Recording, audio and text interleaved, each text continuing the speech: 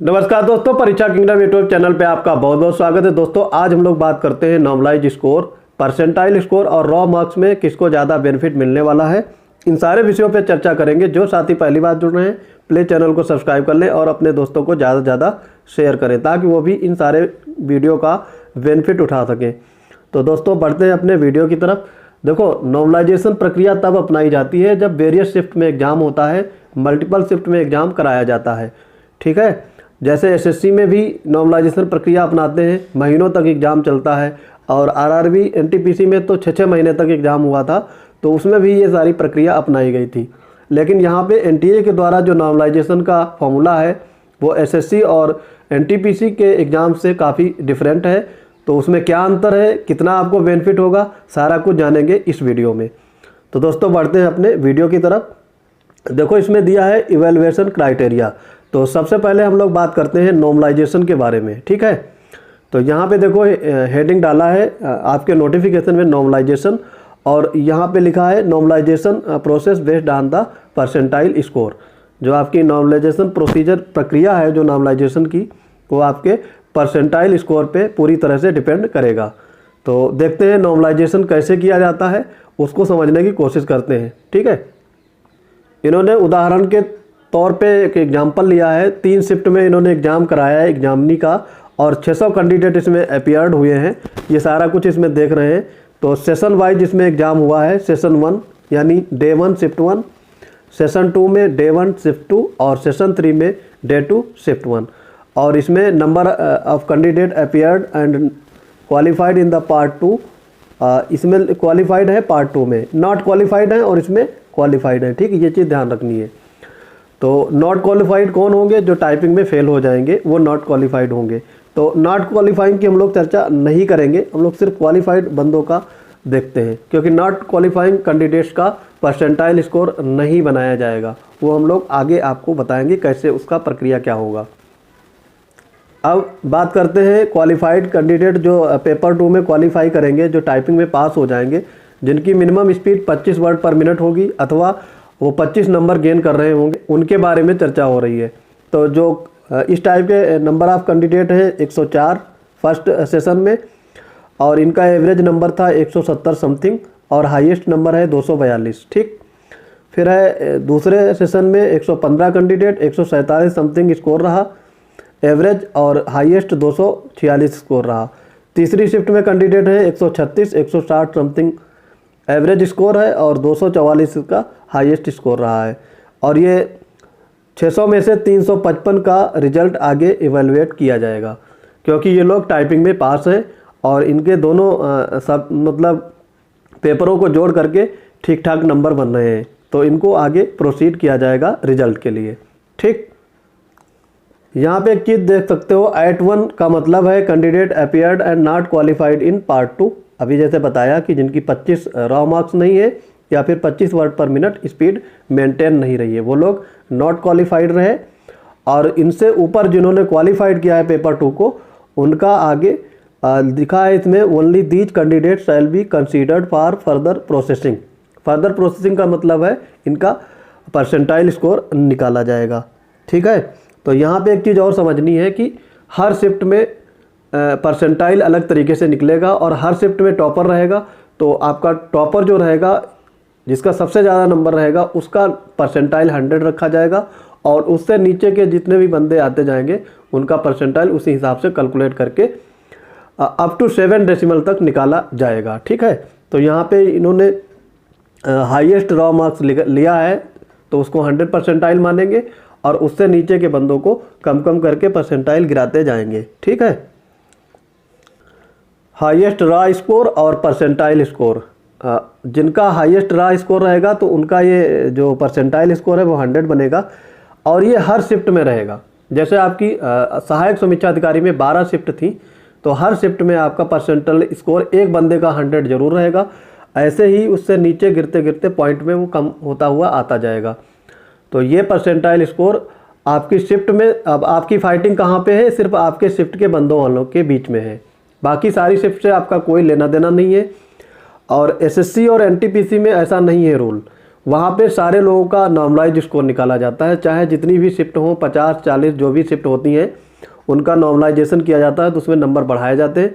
लेकिन यहाँ पे ऐसा कुछ नहीं है, यहाँ पे आपकी ही शिफ्ट वाले बंदों का ही जो कंपटीशन रहेगा उसके आधार पे आपका नॉर्मलाइज स्कोर यानी परसेंटाइल स्कोर निकाला जाएगा। जैसे आपकी शिफ्ट में अगर कोई शिफ्ट है, मान लो 14 तारीख की फर्स्ट शिफ्ट में, तो उसमें टॉपर का नंबर है 175 और प्लस टाइपिंग में 50 जोड़ लो, तो ये हिसाब से आपका हो जाएगा 225। तो 225 हाईएस्ट मार्क्स बन रहे हैं, तो उसका परसेंटाइल 100 हो जाएगा और उससे कम वाले बंदों का नीचे नीचे आता जाएगा।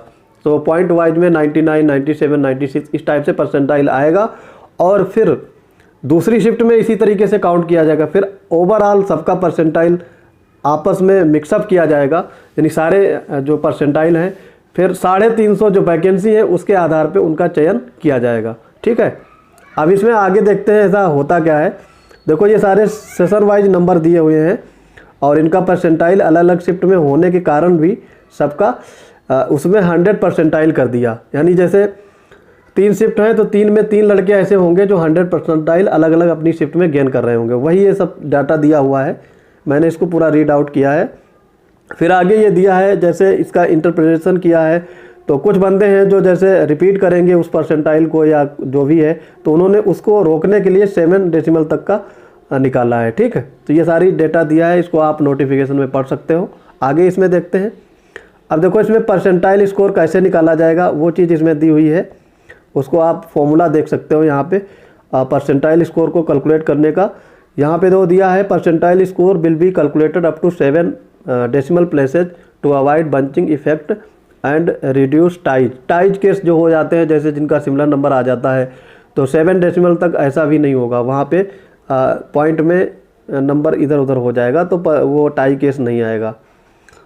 फिर इसमें दो दिया है, आपका एक चीज़ और समझनी है इस पूरे एक्सप्लेनेशन में।